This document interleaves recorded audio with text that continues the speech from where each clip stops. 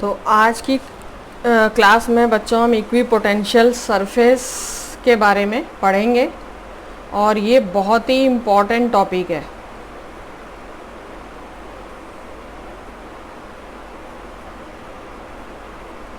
ठीक है, तो इक्विपोटेंशियल सरफेस होते क्या हैं? वो सरफेस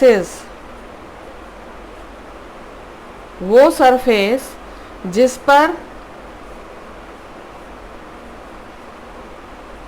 जो पोटेंशियल होता है वो क्या हो, सेम। हर सरफेस पर, सरफेस के किसी भी पॉइंट पर आप चेक कर लो, पोटेंशियल क्या होगा, सेम। ठीक है, इक्वल मीन्स सेम एवरीवेयर। और जनरली ये जो पोटेंशियल सेम होगा, ये जो फिगर्स लेंगे बच्चों हम 3D फिगर्स लेंगे। ठीक है, जैसे हम एग्जाम्पल लेते हैं सबसे पहले एक पॉइंट चार्ज के लिए।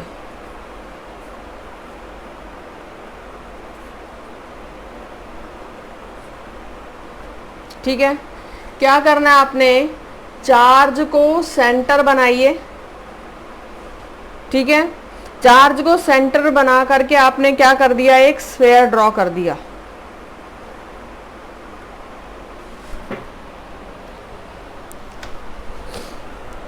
ठीक है, अब इस स्फेयर पर देखिए, ये वाला जो पॉइंट होगा ये भी सेम डिस्टेंस पर, मैं एक पॉइंट यहाँ पर 1 मानती हूँ, ये सेकंड हो गया पॉइंट और ये third, and this will be 4। ठीक है, तो ये इक्विपोटेंशियल सरफेस हुआ, क्योंकि देखिए हर पॉइंट पर जो पोटेंशियल होगा वो क्या होगा, सेम। और पोटेंशियल आपको पता ही है, यही पोटेंशियल, अगर आप इस पॉइंट पे चले जाएं तो भी KQ/R, इस पॉइंट पे चले जाएं तो भी KQ/R, और इस पॉइंट पर चले जाएं तो भी KQ/R। ठीक है, और एक इम्पॉर्टेंट पार्ट बता दूं कि जो कॉन्सेंट्रिक स्फेयर्स होते हैं, कॉन्सेंट्रिक स्फेयर्स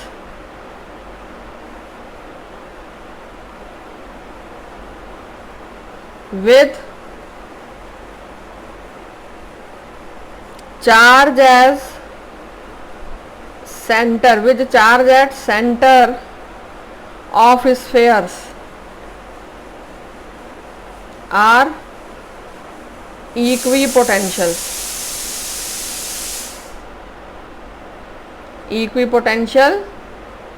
surfaces। ठीक है, जैसे अभी मैंने एक चार्ज यहाँ पर, अब की बार मैं नेगेटिव चार्ज रखती हूँ, ये एक सरफेस हो गया कॉन्सेंट्रिक, यहाँ पर पोटेंशियल 100 वोल्ट ले लेते हैं। ये एक दूसरा स्फेयर हो गया, यहाँ पर पोटेंशियल 80 वोल्ट ले लिया, और ये एक स्फेयर, यहाँ पर पोटेंशियल 60 वोल्ट। तो यहाँ पर देखिए चार्ज क्या है, सेंटर पे। अब ये पहले वाले स्फेयर के हर सरफेस पे जो पोटेंशियल होगा वो सेम होगा, सिमिलरली सेकंड पे और सिमिलरली थर्ड पे। ठीक है, और एक और इम्पॉर्टेंट चीज़ कि जो इलेक्ट्रिक फील्ड होती है बच्चों, वो हमेशा क्या होगी, ये जो इक्विपोटेंशियल सरफेस होगा इसके परपेंडिकुलर होगी। ठीक है, तो आपको कभी भी कोई इक्विपोटेंशियल सरफेस बनाने के लिए आ जाए किसी क्वेश्चन में, तो आप इलेक्ट्रिक फील्ड बनाइए, इलेक्ट्रिक फील्ड के परपेंडिकुलर जो होगी फिगर, वो 3D फिगर कोई भी, वो क्या हो जाएगी, इक्विपोटेंशियल सरफेस। अभी तो ये हमने एक पॉइंट चार्ज लिया, लेकिन अगर लीनियर चार्ज डिस्ट्रीब्यूशन हो तो उसमें इक्विपोटेंशियल सरफेस क्या होगा, ये देखते हैं।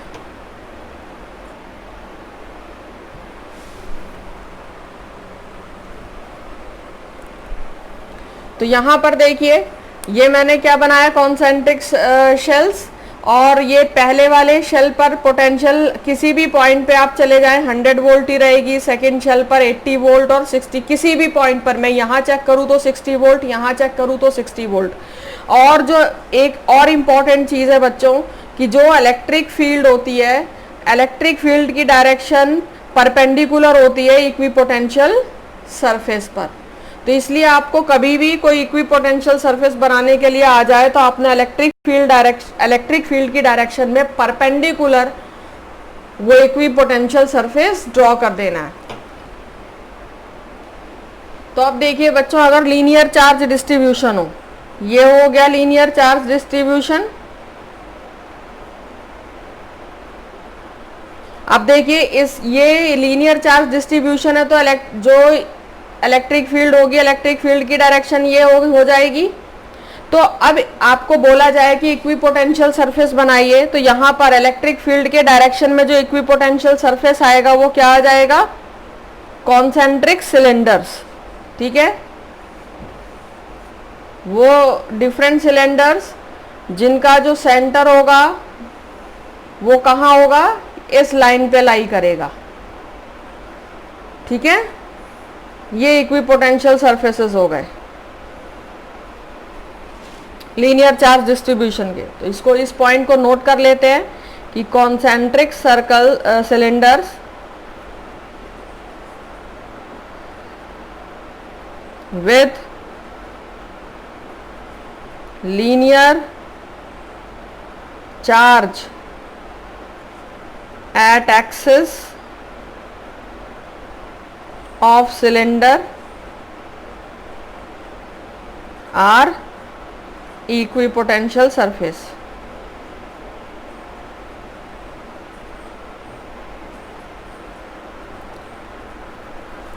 जो सिलेंडर, जो पॉइंट सबसे पास में होगा इन चार्जेस के, उसका पोटेंशियल ज़्यादा, और जो जितना दूर होगा उसका पोटेंशियल कम हो जाएगा।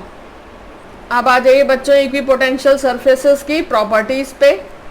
तो सबसे पहली प्रॉपर्टी क्या होती है कि इक्विपोटेंशियल सरफेस के किसी दो पॉइंट्स के बीच में अगर हम पोटेंशियल डिफरेंस निकालें तो वो हमेशा क्या होगी? Zero. Potential difference between any two points on equipotential surface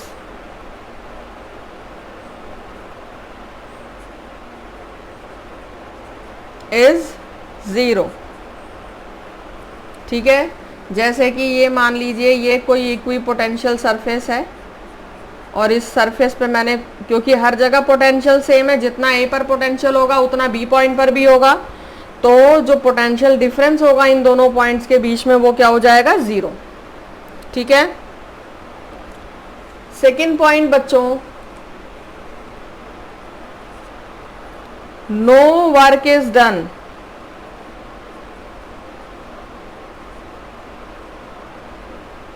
bye electric force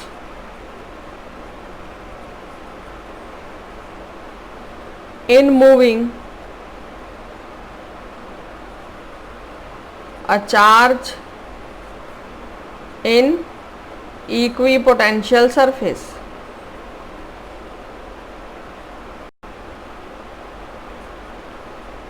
क्या मतलब हो गया कि मान लीजिए कोई इक्विपोटेंशियल सरफेस है, मैं एक पॉइंट से दूसरे पॉइंट पे चार्ज को मूव करवाना चाहती हूँ, तो इसके लिए जो वर्क डन होगा बच्चों वो जीरो हो जाएगा। नो वर्क डन का मीनिंग क्या हो गया? Work done is zero.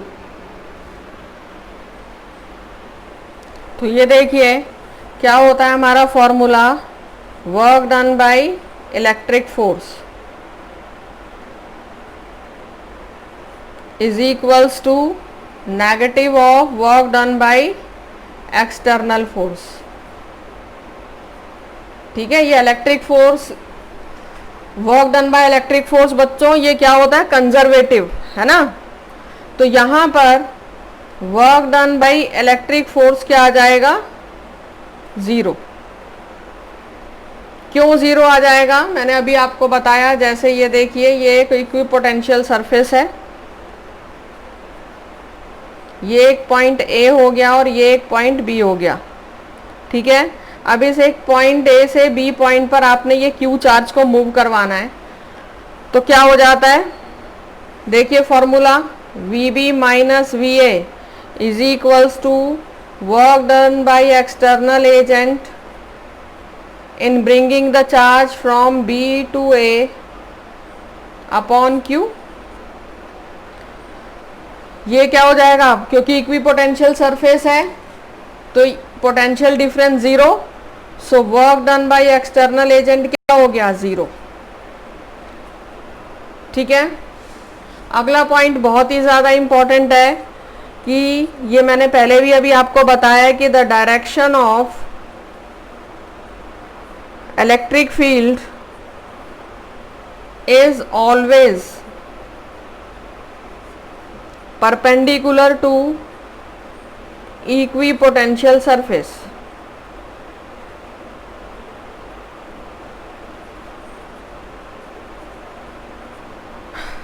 ठीक है।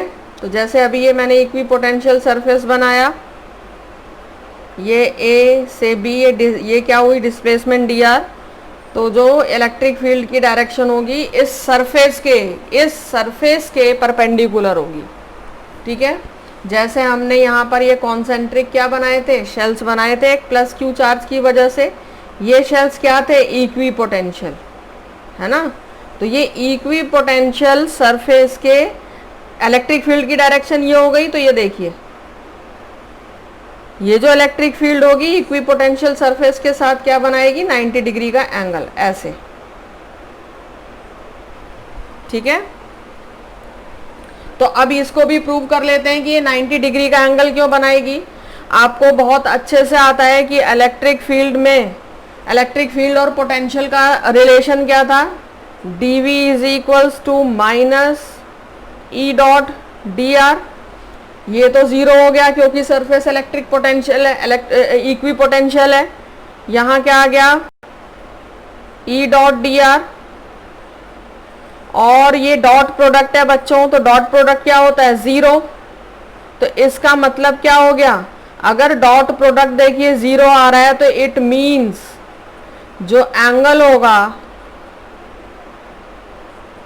Between them is 90 degree. क्या होता है, ईडीआर कॉस थीटा, और ईडीआर की वैल्यू अगर जीरो आ रही है तो इट मीन्स जो थीटा एंगल है वो क्या है, 90 डिग्री। ठीक है। तो अब कुछ इक्विपोटेंशियल सरफेस से रिलेटेड एक दो क्वेश्चन देख लेते हैं और उसके बाद में फिर आगे बढ़ते हैं। तो अब जैसे यहाँ पर क्वेश्चन आ जाए, draw equipotential surface for uniform electric field. तो ये देखिए, ये यूनिफॉर्म इलेक्ट्रिक फील्ड है। तो इस यूनिफॉर्म इलेक्ट्रिक फील्ड में जो इक्विपोटेंशियल सरफेस होगा बच्चों वो क्या होगा, कुछ ऐसे। ठीक है। जो सरफेस होगा वो इस इलेक्ट्रिक फील्ड के साथ क्या बनाना चाहिए, 90 डिग्री का एंगल। ठीक है। इसके बाद इसकी नेक्स्ट प्रॉपर्टी पर आते हैं। टू इक्विपोटेंशियल सरफेसेस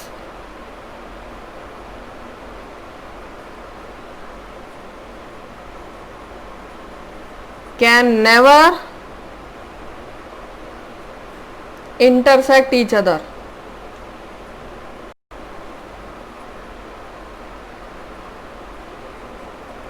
क्या मतलब हुआ इसका, देखिए ये दो इक्विपोटेंशियल सरफेस हम बनाते हैं। एक तो ये हो गया है, दिस इज सरफेस E1, और एक परपेंडिकुलर ऐसे।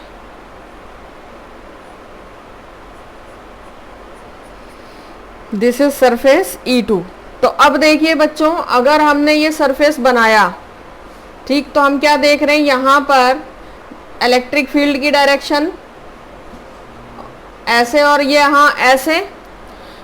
तो ये क्या करेंगी, दो डायरेक्शन इलेक्ट्रिक फील्ड की शो कर रही हैं, जो कि पॉसिबल ही नहीं है। ठीक है। तो हम क्या लिखेंगे, if they do so then at point of intersection, इन दोनों के इंटरसेक्शन पॉइंट पर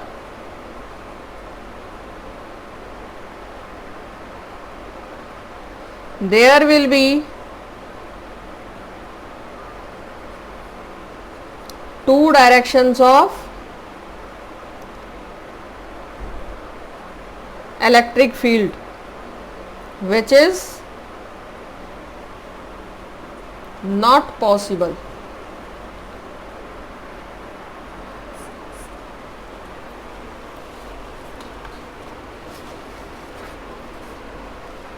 ठीक है।